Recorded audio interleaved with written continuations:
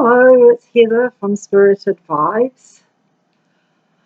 I want to talk to you today about your calling. I did a piece on my page, I think it was, on following your calling, and there's a lot of people who've said, well, even when I do readings, people say, well, I don't know what my calling is. I don't know what I'm supposed to be doing. And don't get too swamped down with that and just relax. It's not a biggie. It's not a biggie. Your calling really is something that you've probably already been doing and you just haven't sort of thought about it.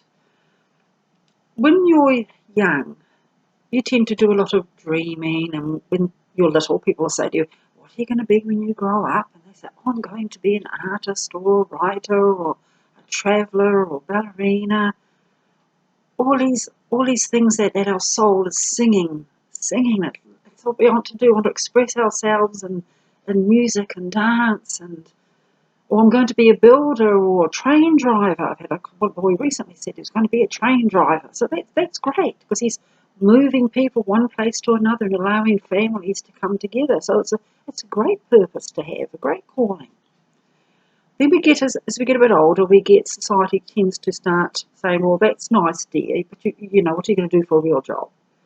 And that kind of helps to kill our creativity. I know personally I had it myself. I wanted to be an artist and a writer and spent all my childhood telling stories about adventures that we were having and illustrating them. And when I got a bit older, my parents said, what are you going to get for a job?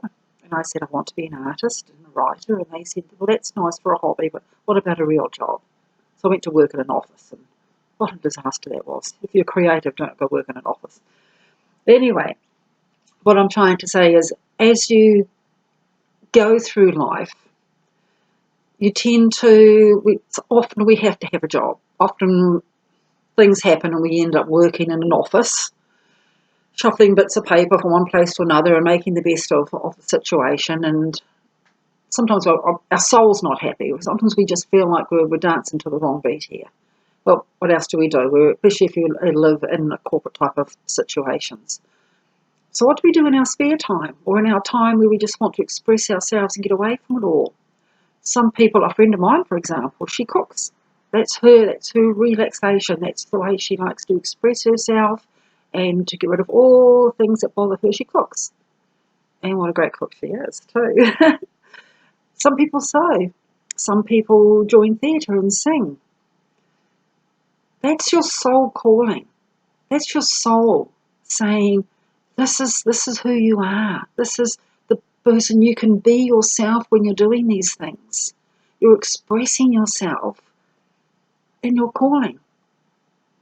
And sometimes things happen. Life will suddenly make you redundant, or something will happen, some sort of thing which will just turn you upside down, and you may find yourself thinking, well, actually, you know, I'm going to do what I want to do before I die.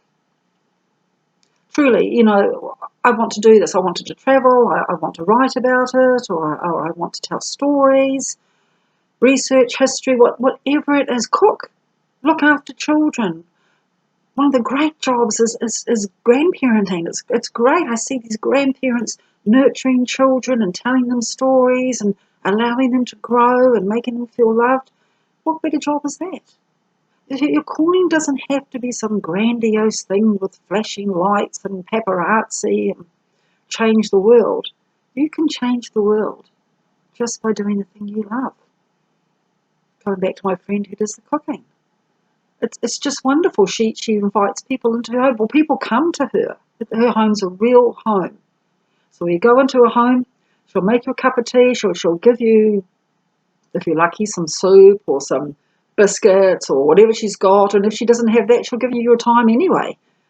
And you'll go away feeling loved and valued and nurtured.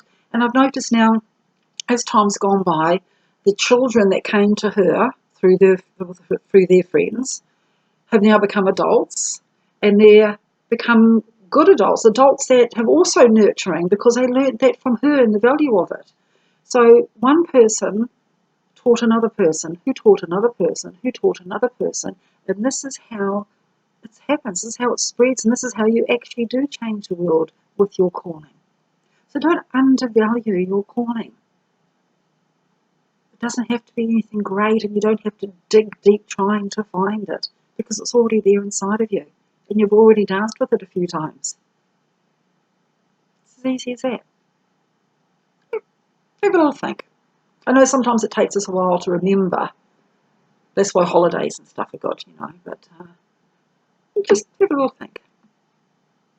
And enjoy. Don't undervalue it. Bye-bye.